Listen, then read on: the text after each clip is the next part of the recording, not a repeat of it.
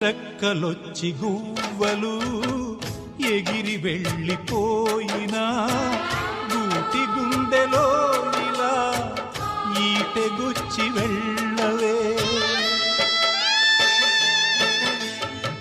ముళ్ళ చెట్టు కొమ్మలైనా ఎంత పైకి వెళ్ళినా తల్లి వేరుపై ఇలా కత్తి దూసి ఉండవే.